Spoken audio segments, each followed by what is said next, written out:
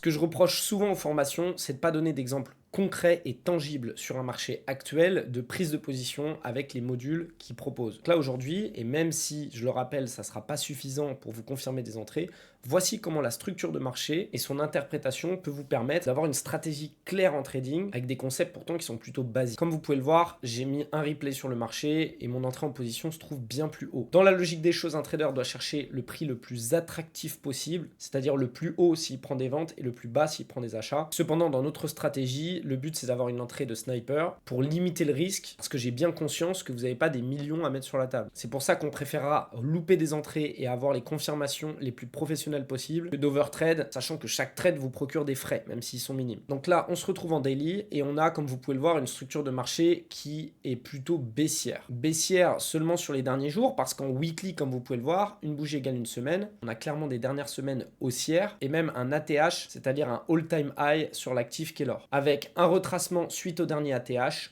en daily. Donc dans mon plan de trading, je comprends qu'on est allé toucher un nouveau plus haut et que depuis ce nouveau plus haut, le marché est en train de respirer. Pas mal de gens qui sortent de position et celui-ci a tendance à baisser. Quand je suis en daily, je peux voir que j'ai mes zones de résistance, globalement en daily sur le marché, qui sont liées à l'ATH, qui a été retesté plusieurs fois, et mes zones support sur les 2350, 60, qui constituent justement une flip zone, c'est-à-dire une ancienne résistance qui est devenue une zone support. Je vois que cette zone support, elle est très puissante, puisqu'on est sur une grosse time frame, et surtout parce qu'elle a été retestée plusieurs fois, donc elle est vraiment valide. Le fait qu'il y ait énormément d'ordres acheteurs sur cette zone me signifie qu'il y a probablement énormément de stop loss juste en dessous.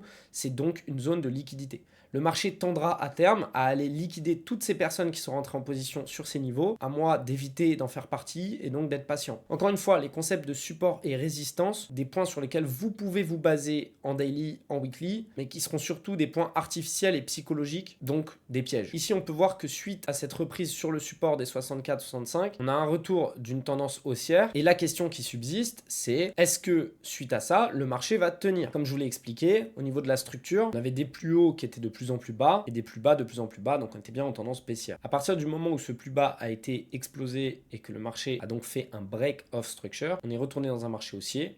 Là, la question, c'est est-ce qu'on va casser la structure à la baisse? Est-ce que notre dernier plus bas situé ici va être cassé par une bougie dont le corps clôturerait en dessous? Ici, on a donc deux choix. Le premier, c'est un retour sur une tendance baissière. Pour ça, il faudrait qu'une bougie clôture en dessous de ce dernier plus bas, donc sur ces niveaux. Comme on le voit, on a également eu plusieurs fois un retest ici, donc on a beaucoup de stop loss et de liquidité placés en dessous. Si c'est le cas, il y a de grandes chances qu'on vienne retester le support juste en dessous, et soit qu'on reparte à la hausse, soit justement qu'on aille chasser la liquidité et les ordres placés en dessous du dernier support et qu'on vienne chercher carrément un plus bas. Donc dans la première option, il y en a déjà deux. Option numéro 2, on reste en structure haussière en daily, le marché repart et ceci ne constituait qu'un simple retracement avant de repartir tester nos niveaux de résistance, c'est-à-dire les 2473. Ici, il n'y a pas de bonne ou de mauvaise option. Il y a simplement de la patience à avoir et c'est ce qui perd la plupart des traders. Ils préfèrent d'abord rentrer en position avant de regarder le marché nous donner les bonnes infos. Maintenant, on va passer dans des time frames qui sont inférieurs, c'est-à-dire le H4. Et dans cette time frame, on voit encore mieux, comme je vous l'avais expliqué, et notamment le fait que ce dernier plus bas qui est ici n'a pas été recassé. Plus encore, on peut voir que le marché tient vraiment sur la zone des 2380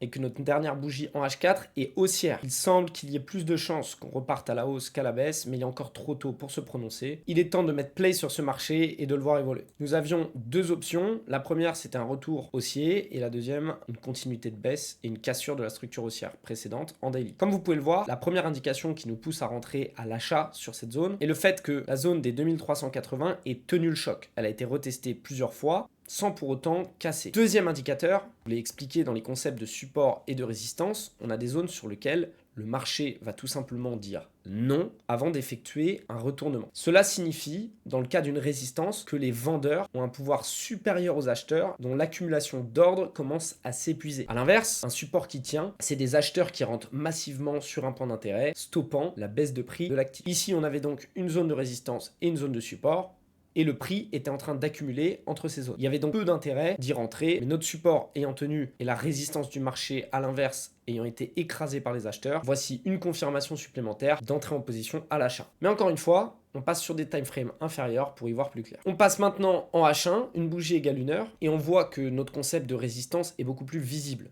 Ici, le marché bute sans succès et on commence à discerner l'accumulation de manière plus claire. Enfin, troisième et dernier point, peut nous confirmer une entrée en position sur le marché, c'est le concept de flip zone. Quand une résistance devient support, c'est qu'elle constitue un point d'intérêt, voire un point d'entrée. Pour ça, on passe en une bougie égale 15 minutes. Et ici, comme on peut le voir, cette zone que les vendeurs tenaient, empêchant le prix d'aller au-delà, a bien été cassée. Et suite à cette cassure, elle a été réintégrée sans succès.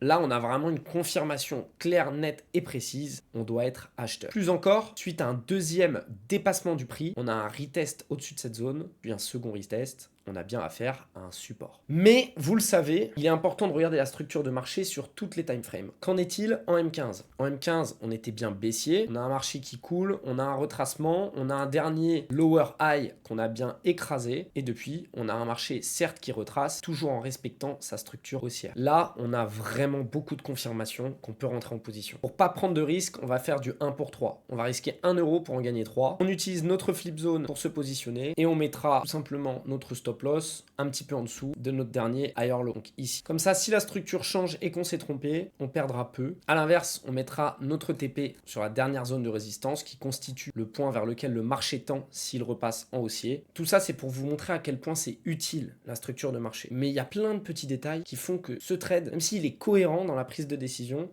il n'est pas optimisé à 100%. Il est peut-être optimisé à 70%. Il y a plein de petites choses qu'on verra dans les prochains épisodes qui donneront des entrées qui sont des entrées de sniper avec beaucoup plus de cohérence, beaucoup plus de confirmation et donc moins de risque pour ton portefeuille. Je le rappelle, mais le trading, c'est super risqué. Faites attention à ce que vous apprenez, entraînez-vous en démo et surtout faites-vous aider au maximum. Pour ça, tu as l'intégralité de mes trades dans la description de cette vidéo et tu peux aussi me poser n'importe quelle question en commentaire. Voilà, je te laisse là-dessus avec un trade qui part a priori dans le bon sens et j'espère qu'on ira TP.